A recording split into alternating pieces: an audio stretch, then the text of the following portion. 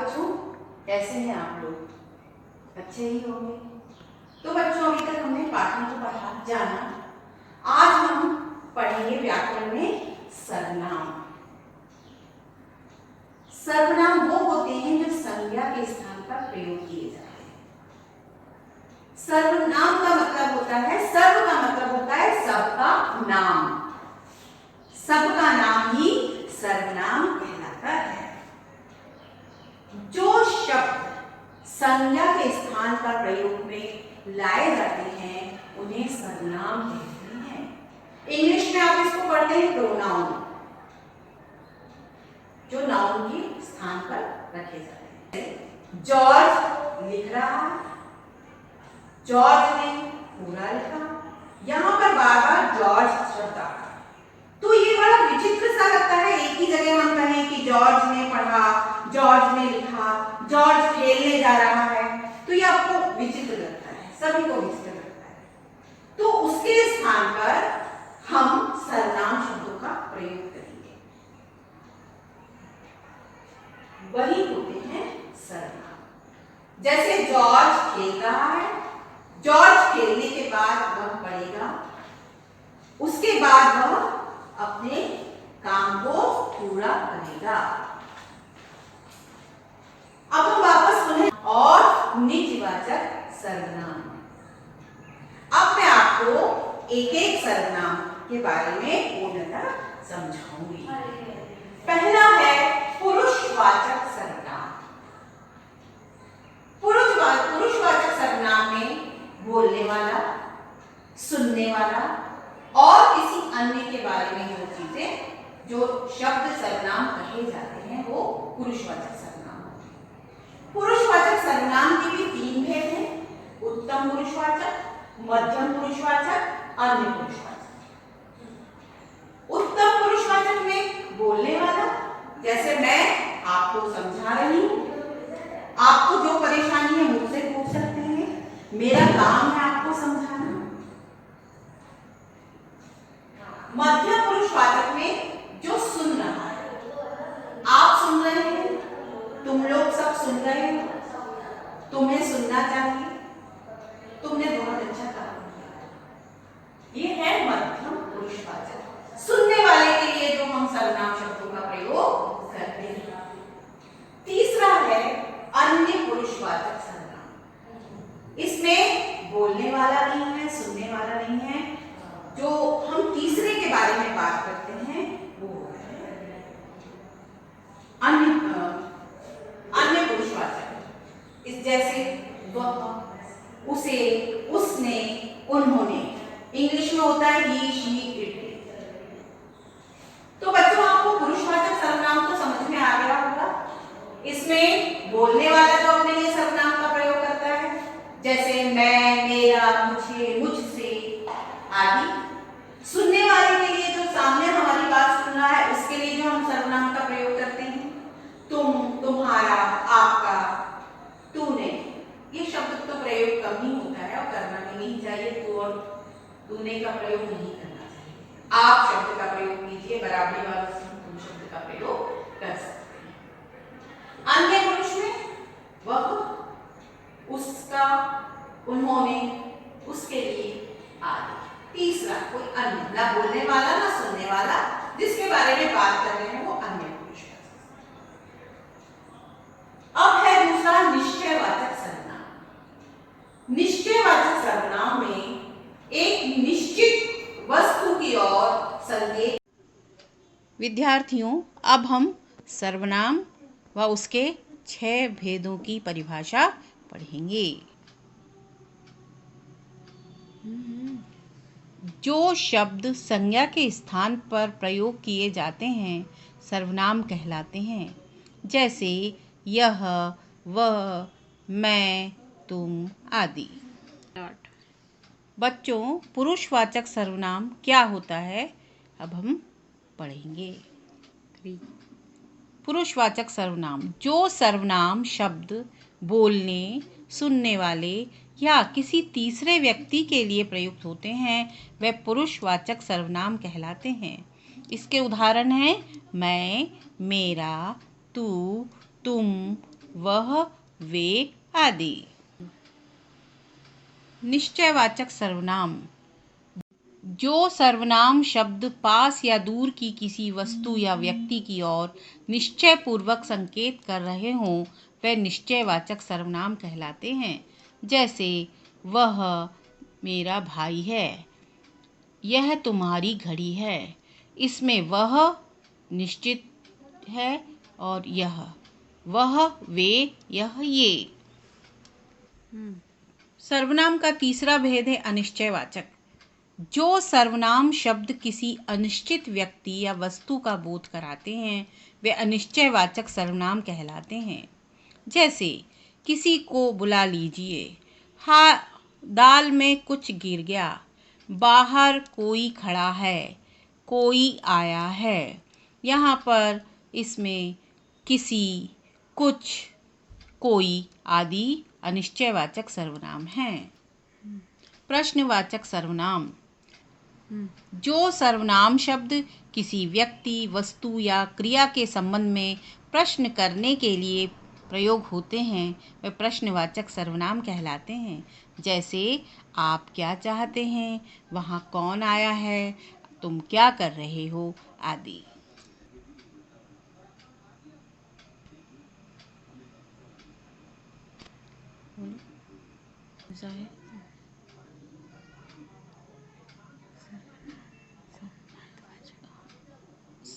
संबंधवाचक सर्वनाम। जो सर्वनाम शब्द वाक्य में आए शब्दों का परस्पर संबंध प्रकट करते हैं उन्हें संबंधवाचक सर्वनाम कहते हैं। जो करेगा सो भरेगा, जिन देखा तिन पाया गहरे पानी पैठ। जैसा करोगे वैसा भरोगे, जैसा और वैसा, जैसी करनी वैसी भरनी, जैसी और वैसी, जिसकी लाठी उसकी भैंस, जिसकी और उसकी। ये सब संबंधवाचक सर्वनाम कहलाते हैं।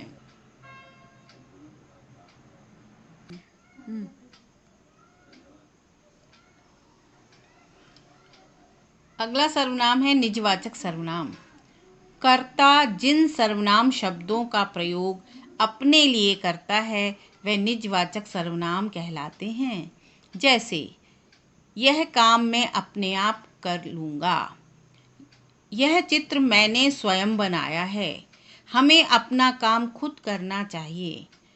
अपना, स्वयं, खुद, अपने आप ये निजवाचक सर्वनाम के उदाहरण हैं।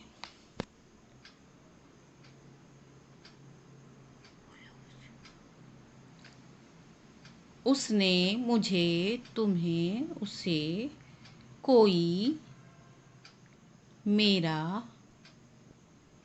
वे, उनका, तुम, कहाँ,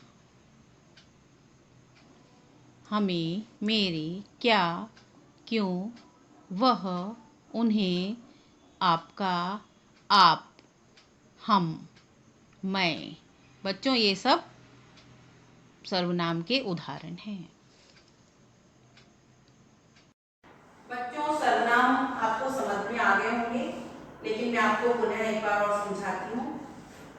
सर्वनाम वो शब्द होते हैं जो संज्ञा के स्थान पर प्रयोग किए जाते हैं। सर्वनाम के 6 भेद हैं: पुरुषवाचक सर्वनाम, निश्चयवाचक सर्वनाम, अनिश्चयवाचक सर्वनाम, प्रश्नवाचक सर्वनाम, संबंधवाचक सर्वनाम और निजवाचक सर्वनाम। तो ये तो सर्वनाम के भेद हो गए, सर्वनाम के 6 भेद। जो शब्द संज्ञा के स्थान पर आते हैं उन्हें सर्वनाम कहते हैं।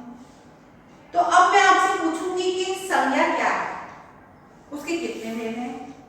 तो आप बताएंगे कि किसी व्यक्ति, वस्तु, स्थान, गुण, दशा, भाव के नाम को संज्ञा कहते हैं। और संज्ञा के आपने 5 भेद पढ़े हैं: व्यक्तिवाचक संज्ञा, जातिवाचक संज्ञा, भाववाचक संज्ञा, द्रव्यवाचक संज्ञा और समुदायवाचक संज्ञा। और आपको सर्वनाम तो अच्छी तरह से समझ में आ ही रहा है। मैं आपको बताती हूँ इसकी पहचान क्या है। पुरुषवाचक सर्वनाम में बोलने वाला वक्ता फर्स्ट पर्सन, सुनने वाला श्रोता सेकंड पर्सन, और जिसके जिसके बारे में बात हो रही है वो थर्ड पर्सन यानी अन्य पुरुष। पुरुषवाचक सर्वनाम के भी 3 भेद हैं, उत्तम पुरुष, सुनने वाला मध्यम पुरुष और कोई अन्य पुरुष। इनके लिए जैसे मैं अपने लिए प्रयोग, मैं उत्तम पुरुष हूं, मैं अपने लिए प्रयोग करूंगी मैं, मेरा, मुझे, मुझसे आदि। आपके लिए मैं प्रयोग करूंगी श्रोता है आप, मध्यम पुरुष, तुम, तुम्हारा, तुमने, आपका आदि। तू और तूने शब्द भी होते हैं लेकिन इनका प्रयोग करना आवश्यक नहीं है, उचित भी नहीं लगता। तीसरा है वे, उनका, उनके लिए, उसका, उन्होंने आदि। ठीक है, ये हो गया पुरुषवाचक सर्वनाम। अब है निश्चयवाचक सर्वनाम। दूसरा क्या है? क्या था? निश्चयवाचक। जो सर्वनाम शब्द किसी निश्चित वस्तु या व्यक्ति की ओर संकेत करते हैं वो निश्चयवाचक सर्वनाम होते हैं। इसमें मैंने आपको उदाहरण बताए थे, यह, ये, वह, वे। यह कमरा बहुत बड़ा है, एक वचन के लिए। ये लोग क्या कर रहे हैं, बहुवचन के लिए। वह कौन है, वह क्या कर रहा है, वह कहाँ जा रहा है, एक वचन।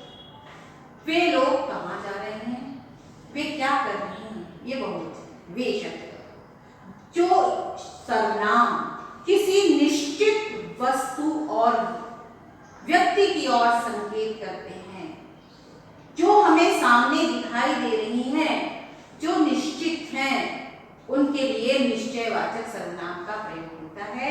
वो ये शब्द हैं, यह, ये, वह, वे। अब है अनिश्चयवाचक सर्वनाम। अनिश्चय मतलब जहां जिस सर्वनाम में किसी अनिश्चित वस्तु या व्यक्ति का बोध होता है, अनिश्चयवाचक सर्वनाम होते हैं। जैसे कोई, कक्षा में कोई गाना गा रहा है। ये जो कोई शब्द है ना बेटा बच्चों, ये कोई शब्द व्यक्तियों के लिए होता है। कक्षा में कोई गाना गा रहा है, बाहर कोई खड़ा है, मुझे कोई बुला रहा है।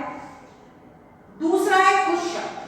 कुछ शब्द हमेशा निर्जीव वस्तुओं के लिए होता है, वस्तुओं के लिए जिनमें जान नहीं होती। कुछ पुस्तकें, कुछ पानी, कुछ सामान, कहीं अनिश्चित स्थान, मुझे कहीं घूमने जाना है, मेरा चश्मा कहीं खो गया, कहीं कहीं पानी बरस रहा है। ये शब्द होते हैं अनिश्चय, अनिश्चित व्यक्ति और वस्तु की ओर। अगला है प्रश्नवाचक सर्वनाम। जो सर्वनाम शब्द प्रश्न पूछने के लिए प्रयोग किए जाते हैं वो प्रश्नवाचक सर्वनाम होते हैं। उसमें कुछ भी प्रश्न पूछ सकते हैं, क्या, कहां, किधर, आप किधर जा रहे हैं, मुझे क्या करना है, आपने अपना नाम। ये सबसे सरल है बच्चों में प्रश्नवाचक, जिसके वाक्य के अंत में प्रश्नवाचक चिन्ह लगा होता है, वो होता है प्रश्नवाचक। अब है संबंधवाचक सर्वनाम। वे सर्वनाम शब्द जो एक उपवाक्य को दूसरे उपवाक्य से जोड़ते हैं। जब तक हम दूसरा सर्वनाम नहीं बोलेंगे तब तक पहला वाला सर्वनाम क्लियर नहीं होगा। जैसे जैसा, जैसा करोगे, कुछ समझ में आ रहा है, नहीं आ रहा। आगे हम बोलेंगे वैसा भरोगे, तो ये दो वाक्य जोड़कर एक बात समझ में आ रही है कि जैसा करोगे वैसा भरोगे।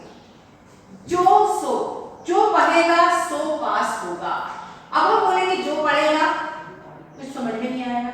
सो पास होगा तब समझ में आएगा। जो पढ़ेगा सो पास होगा। जिसकी लाठी उसकी भैंस, जिसकी लाठी एक उपवाक्य है, उसकी भैंस दूसरा, दोनों को मिला के क्या बना, जिसकी लाठी उसकी। इन दोनों का आपस में संबंध है। जब तक हम इसको नहीं बोलेंगे तब तक ये सर्वनाम क्लियर नहीं होगा। जैसा करोगे वैसा भरोगे, जैसा और वैसा, ये भी समझ में आ गया होगा बच्चों। अब है निजवाचक, सबसे सरल, जो सर्वनाम शब्द हम अपने लिए प्रयोग करते हैं। अभी मैंने बोला अपने लिए करते हैं, आप अपने लिए काम करते हैं,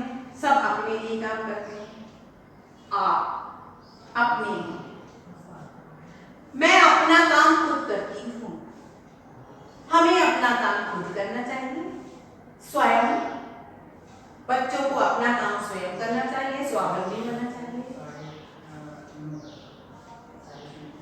बालक ने अपनी माँ से कहा मैं अपना काम अपने आप कर लूंगा। अपने, अपने आप, खुद, स्वयं, ये निजवाचक सर्वनाम। तो बच्चों आज आपको ये सर्वनाम के भेद बहुत अच्छे से समझ में आ गए। सर्वनाम के कितने भेद हैं बच्चों? 6। कितने भेद हैं? 6 भेद हैं। और संज्ञा के कितने भेद हैं? 5। संज्ञा के कितने भेद हैं? 5। और सर्वनाम के कितने भेद हैं? 6, जो आपको अच्छी तरह से समझ में।